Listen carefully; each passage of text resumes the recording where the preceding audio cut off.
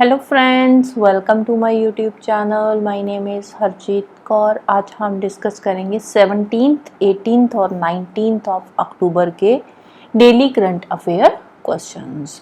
तो अगर आपको इस पर्टिकुलर लेक्चर की पीडीएफ चाहिए तो उसके लिए आप मेरा टेलीग्राम चैनल भी ज्वाइन कर सकते हो, जिसका लिंक आपको नीचे डिस्क्रिप्शन बॉक्स में मिल जाएगा।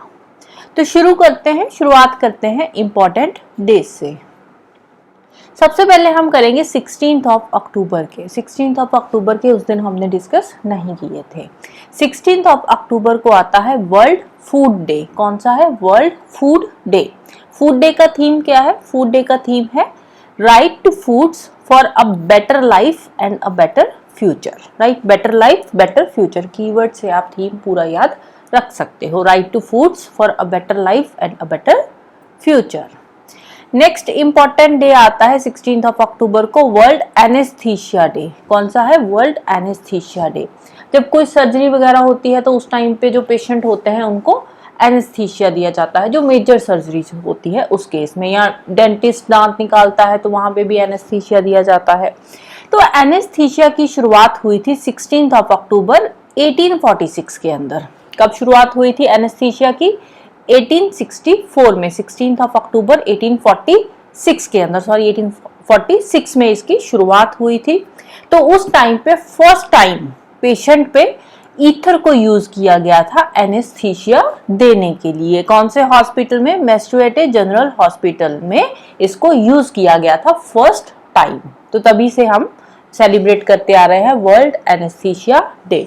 इस साल का थीम क्या है? थीम है work force wellbeing. Work force wellbeing इसका थीम है। राइट, अब हमने पहले वर्ल्ड फूड डे पढ़ा था ना। वर्ल्ड फूड डे भी 16th ऑफ अक्टूबर को जो फूड एंड एग्रीकल्चर ऑर्गेनाइजेशन है ना, इसकी शुरुआत हुई थी 1945 के अंदर। 1945 16th ऑफ अक्टूबर को फूड एंड एग्रीकल्चरल ऑर्गेनाइजेशन की शुरुआत हुई थी। तभी से हम वर्ल्ड फूड डे मना रहे हैं। राइट, तो इसका हेडक्वार्टर कहाँ है? इसका हेडक्वार्टर है इटली, रोम के अंदर। कहाँ पे है? इटली, रोम के अंदर।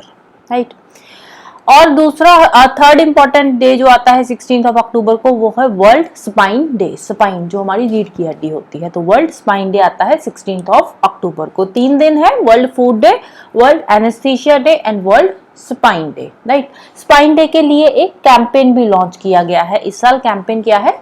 Support your spine. कैंपेन क्या है? Support your spine. Support your spine इस साल का कैंपेन है वर्ल्ड स्पाइन डे का। राइट, नेक्स्ट चलते हैं 17th ऑफ अक्टूबर पे। 17th ऑफ अक्टूबर को आता है international day for the eradication of poverty. कौन सा है? International day for the eradication of poverty. Poverty को खत्म करने से रिलेटेड ये डे है। और इस साल का थीम क्या है? थीम है ending social and institutional maltreatment, acting together for just peaceful and inclusive societies. ये इसका थीम है। नेक्स्ट चलते हैं क्वेश्चंस पे। आज का फर्स्ट क्वेश्चन है who has been sworn in as the new CM of Haryana. Haryana के नए सीएम बने हैं। कौन बने हैं? तो वो है नायब सिंह सैनी। कौन बने हैं?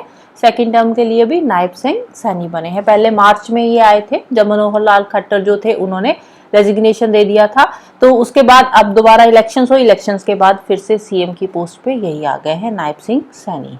और बंडारू दत्तात्रेय जो है ये है हरियाणा के गवर्नर। ये कौन है? ये है हरियाणा के गवर्नर। राइट,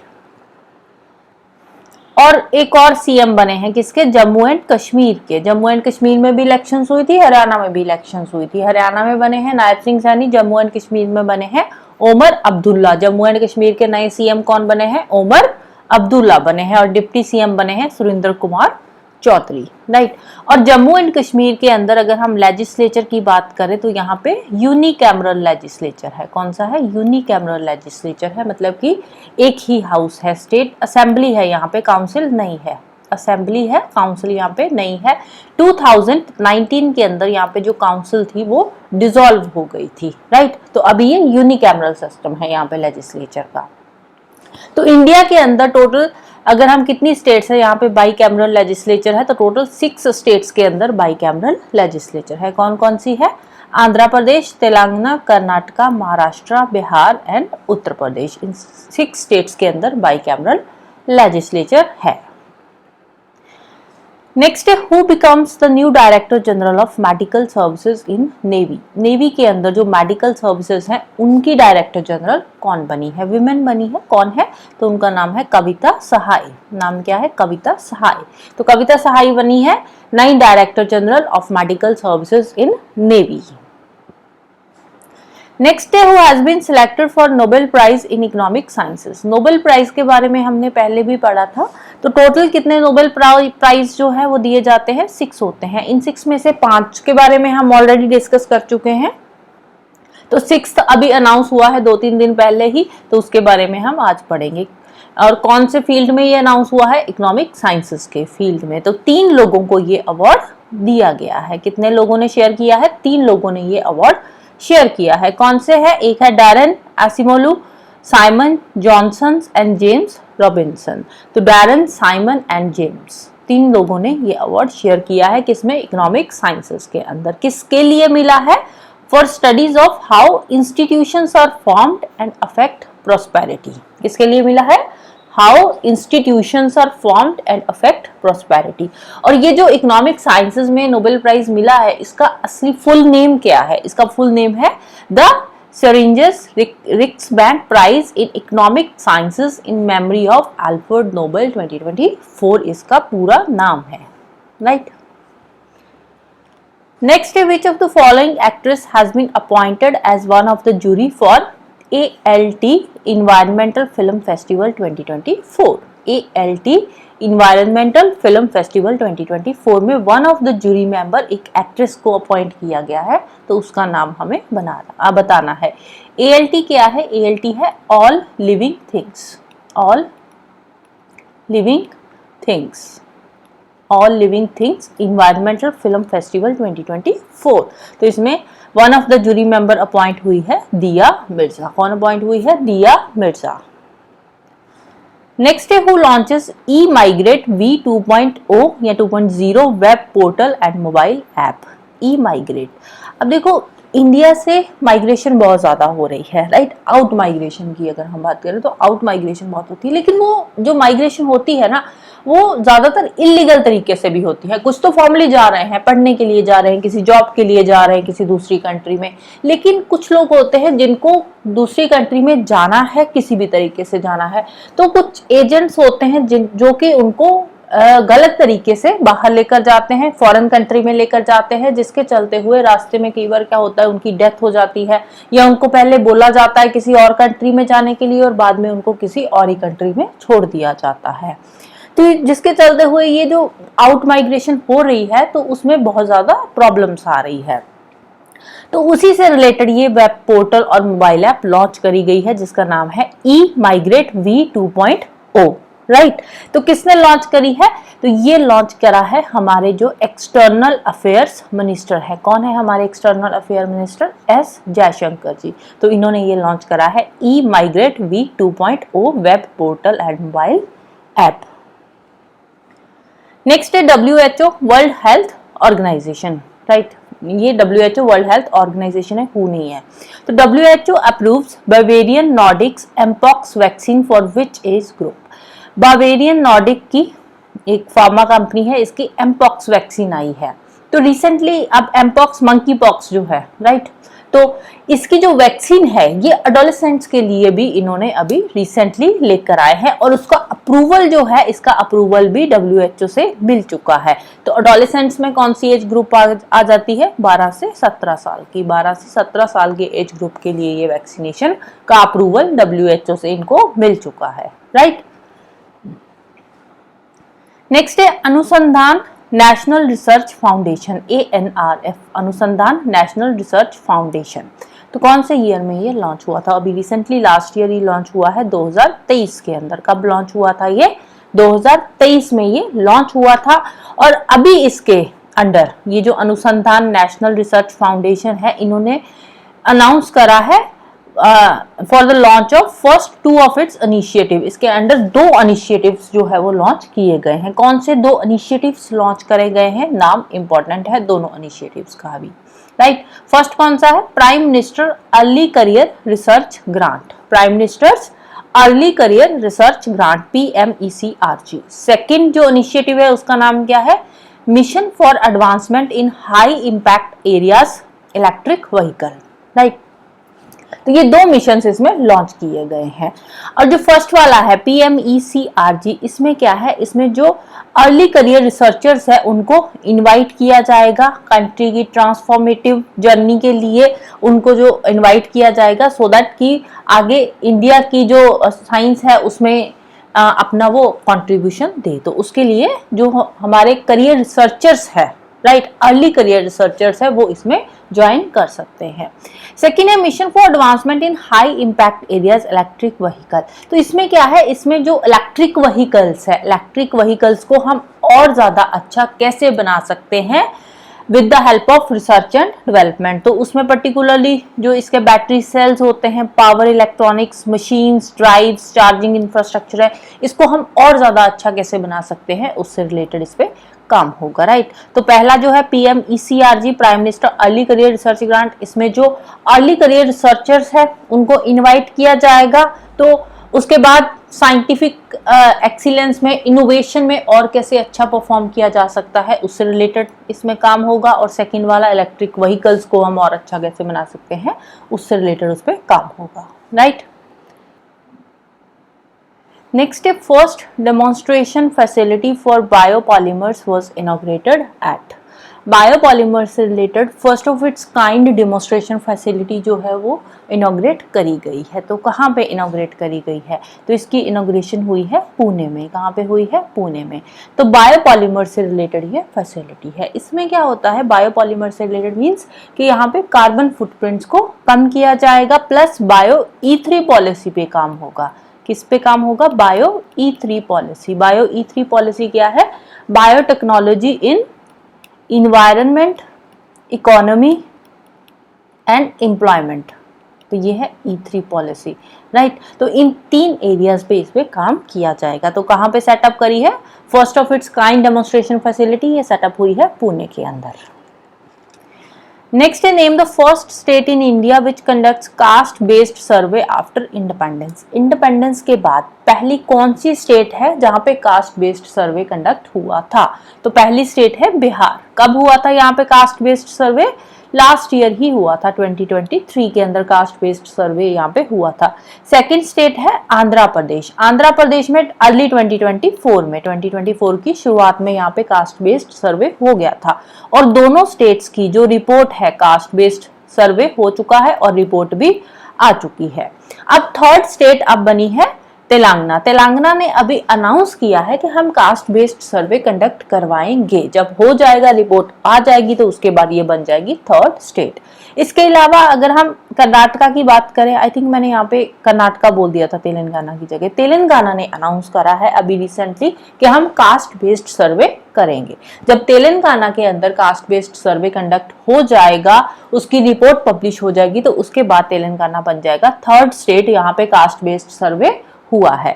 इसके अलावा कर्नाटका की बात करें तो कर्नाटका में 2015 के अंदर उन्होंने, कर्नाटका स्टेट जो थी, उन्होंने बोला था हम कास्ट बेस्ड सर्वे कर रहे हैं, लेकिन इसकी रिपोर्ट अभी तक पब्लिश नहीं हुई। तो इसीलिए ये स्टेट अभी जो है काउंट में नहीं आएगा। तो यहाँ पे कास्ट बेस्ड सर्वे की बात हुई थी लेकिन उसकी कोई रिपोर्ट नहीं आई, राइट। तो अभी तक ऑफिशियली दो स्टेट्स है जहां पे कास्ट बेस्ड सर्वे हो चुका है, रिपोर्ट पब्लिश हो चुकी है। कौन सी है? बिहार एंड आंध्र प्रदेश। तो थर्ड स्टेट बन जाएगी तेलंगाना। अभी 2024 में अनाउंस करा है।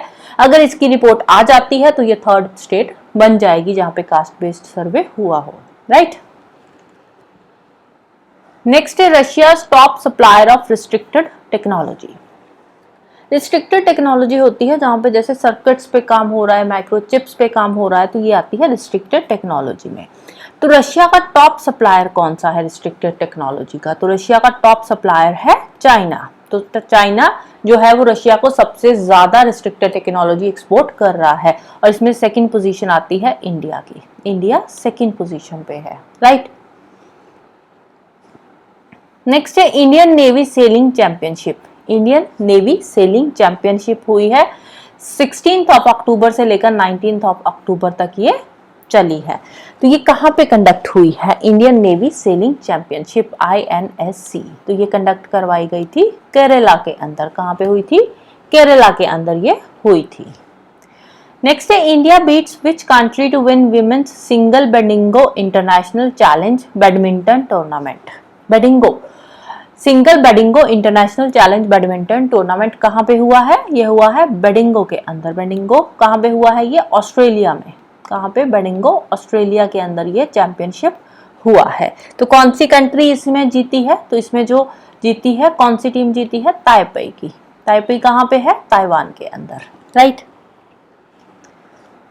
सॉरी, कौन सी कंट्री जीती? जीती इंडिया है। इंडिया ने हराया किसको है? इंडिया ने हराया है ताइपेई, ताइवान को हराया है, राइट। ताइपेई की टीम जो ताइवान में है उसको हराया है। जीता कौन सा है? जीता है India, right. India beats which country, कौन सी कंट्री को इंडिया ने हराया है, राइट। नेक्स्ट है who becomes the 26th director general of Indian coast guard. Indian coast guard के 26th डायरेक्टर जनरल कौन बने हैं? तो वो है परमेश शिवामणि। कौन बने हैं? परमेश शिवामणि। नेक्स्ट है 149th assembly of inter parliamentary union. Inter parliamentary union की कौन सी असेंबली हुई है? 149th एडिशन की असेंबली हुई है। कहाँ पे हुई है? ये हुई है जिनीवा स्विट्जरलैंड के अंदर। कहाँ पे हुई है? जिनीवा स्विट्जरलैंड में। अब कब से कब तक थी? 13 अक्टूबर को ये शुरू हुई थी, 17 अक्टूबर तक चली थी। और इसका थीम क्या था? थीम था harnessing science technology and innovation, STI, science technology and innovation for more peaceful and sustainable future. तो इंडिया की तरफ से कौन गए थे? ओम बिरला जी। ओम बिरला जी कौन है? लोकसभा के स्पीकर हैं। ये लोकसभा स्पीकर ओम बिरला गए थे इंडिया की तरफ से। नेक्स्ट है name the 14th Maharatna CPSE, central public sector enterprises. तो 14th नंबर की महारत्ना कंपनी कौन सी बनी है? अभी रिसेंटली बनी है। तो अब देखो स्टेटस कैसे मिलता है इनको। एक होती है मिनी रत्ना, फिर आती है नवरत्ना, फिर आती है महारत्ना। तो सबसे पहले स्टेटस मिलता है मिनी रत्ना का, मिनी रत्ना के बाद नवरत्न का मिलता है, नवरत्न के बाद स्टेटस मिलता है महारत्न का, राइट। तो मिनी रत्ना के लिए एक नेटवर्थ होता है कंपनी का, तो उसके अकॉर्डिंग मिनी रत्ना का मिलता है। अगर वो थोड़ा बढ़ जाता है, क्राइटेरिया नवरत्ना का फॉलो करता है, तो वो कंपनी नवरत्न कंपनी बन जाती है। अगर नवरत्न कंपनी का नेटवर्थ और बढ़ गया है, महारत्न कंपनी का वो क्राइटेरिया फॉलो कर रही है, तो उस कंपनी को महारत्न कंपनी की लिस्ट में डाल दिया जाता है। तो रिसेंटली 14th नंबर की महारत्ना कंपनी कौन सी बनी है? तो वो है हिंदुस्तान एरोनॉटिक्स लिमिटेड। कौन सी है? Hindustan aeronautics limited, HAL। तो इसके लिए एलिजिबिलिटी क्राइटेरिया क्या होता है महारत्ना कंपनी एक बनने के लिए? तो महारत्ना कंपनी बनने के लिए सबसे पहले जो कंपनी है वो नवरत्ना स्टेटस उसके पास होना चाहिए। सेकेंडली वो स्टॉक मार्केट में लिस्टेड होनी चाहिए, सेबी के अंडर स्टॉक मार्केट में वो लिस्टेड होनी चाहिए। ग्लोबल प्रेजेंस होनी चाहिए। ऐसे नहीं है कि वो सिर्फ और सिर्फ इंडिया में ही काम कर रही है, इंटरनेशनल मार्केट भी उसकी होनी चाहिए, इंटरनेशनली भी वो कंपनी काम करती होनी चाहिए, ग्लोबल प्रेजेंस होनी जरूरी है। फाइनेंशियल परफॉर्मेंस की बात करें तो पिछले 3 सालों में जो एवरेज एनुअल टर्नओवर है कंपनी का वो 25,000 करोड़ से ज्यादा होना चाहिए, राइट। एवरेज एनुअल नेटवर्थ जो है वो 15,000 करोड़ से ज्यादा होनी चाहिए। और average annual net profit after tax, right, after tax जो एवरेज एनुअल नेट प्रॉफिट है वो 5,000 करोड़ से ज्यादा होना चाहिए। तो फाइनेंशियली अगर ये तीनों कंडीशंस को फुलफिल कर रही है, नवरत्ना स्टेटस मिला हुआ है, स्टॉक मार्केट में लिस्टेड है, ग्लोबल प्रेजेंस है, इंटरनेशनली भी वो ऑपरेट कर रही है, तो उस कंपनी को महारत्न का स्टेटस दे दिया जाएगा। नेक्स्ट है 10th India international science festival. 10th edition का ये हुआ है इंडिया इंटरनेशनल साइंस फेस्टिवल। तो कहाँ पे हुआ है? ये हुआ है IIT गुवाहाटी के अंदर। फर्स्ट टाइम ये नॉर्थ ईस्ट इंडिया के अंदर ये होने जा रहा है, अभी हुआ नहीं है, होने जा रहा है। तो first time north east India के अंदर ये जो फेस्टिवल है वो होगा, राइट। 30th नवंबर को शुरू हो जाएगा, 3 दिसंबर तक ये चलेगा। और इसका थीम क्या है? Transforming India into science and technology driven global manufacturing hub, right. So that's all for today. Hope you like this video. Thank you. Bye bye and have a nice day.